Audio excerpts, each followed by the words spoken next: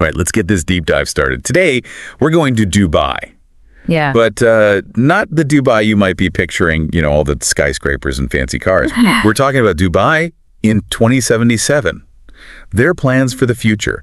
It's really fascinating stuff, actually. We're talking sustainability, tech, and get this, a big focus on happiness. Yeah, their approach is really unique. It is. Our main source today is this awesome conversation between two entrepreneurs, Oussama Ammar and Mo. Oh, yeah, I saw that. What really stood out to me was, like, Dubai's dedication to transparency. Their government, they actually put out these detailed plans for the future. Like, anyone can find them online. It's super refreshing, you know, compared to other governments around the world. Right. You're not digging through a million reports. It's all right there. Exactly. And it's not just talk either. They built this museum of the future, kind of like a physical representation of their commitment to, well, the future. I love that. It's like they're walking the walk, not just talking the talk. Totally. And get this, they even organized this big event called Future Forum, invited all these global futurists to like brainstorm about what's coming next. But what's really interesting to me, beyond all the tech and big projects, is how Dubai is making happiness a key metric. Okay, I gotta admit, when I first heard that, I was a bit skeptical. Yeah. Like, how do you even measure happiness? But they're putting it into action, which is cool. Oh, absolutely. Ammar and Mo, they talked about this 6.9-kilometer climate-controlled walkway project and the driving force behind it. It wasn't just logistics or efficiency. It was all about creating this enjoyable space for people to walk, you know, for the residents. That's amazing. So they're thinking about quality of life, not just getting from point A to B. Exactly. It makes you wonder, what if other cities put happiness at the heart of their planning? Right. Imagine the impact. People feeling better, stronger sense of community. It's a really different way of thinking about city planning. Oh, totally. And Dubai takes it even further. They have this thing called the Mystery Shopper program. Oh, what's that? Basically, citizens can give feedback on government services, like undercover bosses. And get this, even Sheikh Mohammed himself, he's publicly called out officials based on the feedback. Wow, they're serious about this. Yeah. It's not just a PR stunt. They're holding people accountable. Exactly. It shows real commitment to making things better for people. All right, enough of the warm-up. Let's jump into some of these crazy Dubai projects that blew my mind. And hey, listener, play along with us. Ah, right. We're going to do a little true or false, just like Mo did with Ammar. First one, true or false? Dubai is building a replica moon. Ooh, good one. All right, so technically false. They're not building a replica moon. Okay. But they are constructing Mars Science City. Oh. It's going to be the largest space simulation ever built. So, still pretty wild. Right. Dubai doesn't do things small. Exactly. That's what I love about it. It's so ambitious. And it seems like they're moving away from those look at us projects to things that will actually benefit the people living there. Oh, definitely. It's a fascinating evolution. Like, remember the World Islands project? Oh, yeah. Bold idea. Didn't really pan out. Didn't quite work, no. But it shows they're willing to try things, take risks, and learn from it, even when things don't go as planned. Totally. It's a mindset, you know, embracing failure as part of the process. All right, now for the elephant in the room when it comes to Dubai, real estate. Ah, yes. The big question, is it all a bubble that's about to burst? Well, Mo makes a pretty strong case against the bubble theory. He talks about the rapid population growth, the huge demand from investors, and the fact that, honestly, property prices in Dubai are still lower compared to places like Paris or New York. No, that's true. Right. He even shares his personal investment strategy in Dubai, which relies heavily on a company called Investissez. Oh, interesting. They specialize in navigating Dubai's real estate market. So basically saying you need an expert in a market like that. Pretty much. But Ammar does bring up some valid concerns. Like what? He worries about potential oversaturation in the tourism sector, which could impact the long-term sustainability of the whole real estate market. Good point. And we can't forget the geopolitical stuff either. Oh, yeah. That's always a factor. Instability in the region, Dubai's reliance on foreign labor, those could have huge impacts on their economic future. Definitely things to watch. But in fairness to Dubai, they're not ignoring these risks. Sure. They've been super proactive diplomatically, fostering peace with Qatar, Saudi Arabia. They've even been trying to mediate between Russia and the US. It's complicated, but they're not just sitting back and doing nothing. No, they're definitely trying to be players on the world stage. Exactly. And on the sustainability front, they've set some really ambitious goals. Yeah, I'm surprised by that. Carbon neutral by 2050. They're doing massive mangrove planting to offset emissions. Which seems kind of counterintuitive for a city known for, well, excess. Right. It really makes you think, can a city built on consumption really become a sustainability leader? It's a fascinating question. Totally. What does a truly sustainable future even look like? Can Dubai's model actually achieve that balance? We'll have to watch and see. It'll be interesting to see how it all plays out. It definitely will. Yeah. Okay, let's shift gears a bit and talk about Dubai's tech scene. All right. They're investing tons of money trying to become a global hub. But Ammar makes this interesting point. He thinks they're missing a key ingredient. Oh, I know what you're going to say. The rebellious spirit. Exactly.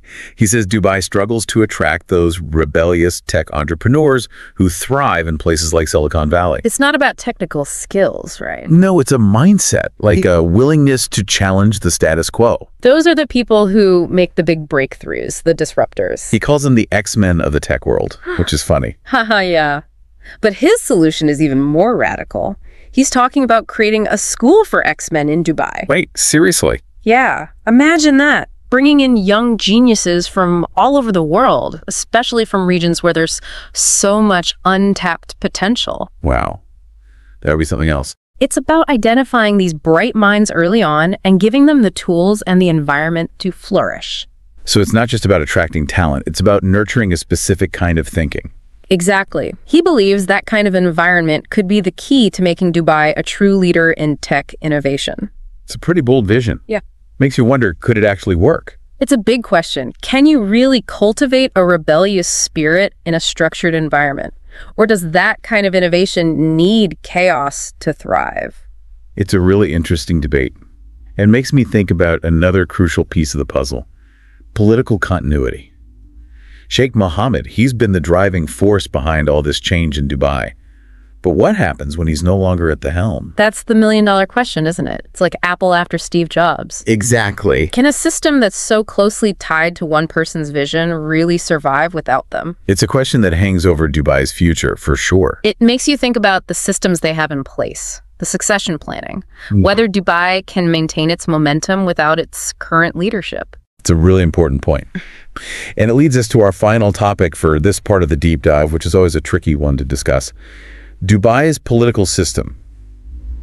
They're often labeled as an enlightened dictatorship, which, sparks a lot of debate. Yeah, it's a loaded term, for sure. And we're not here to take sides or endorse any particular system. No, definitely not. But it's important to acknowledge the complexities of how things are run there. Absolutely. There's efficiency and stability, but there are also questions about personal freedoms and the balance of power. Yeah, it's a nuanced discussion. And ultimately, it's up to each person to grapple with those complexities and form their own conclusions.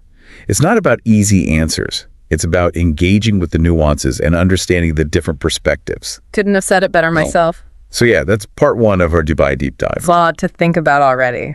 From happiness metrics and massive projects to real estate concerns and political complexities, it's clear that Dubai is a city that makes you think. It makes you question what the future could hold and what role cities like this will play in shaping it. It really does make you think, doesn't it? It does. The more we dig into Dubai's future, the more there is to uncover. Absolutely. It's not just about tech and money. Yeah. It's about creating a whole society, one that values, well-being and progress. And one thing that struck me, and we haven't really touched on this yet, is their cultural blend. Oh, yeah. It's such a diverse city.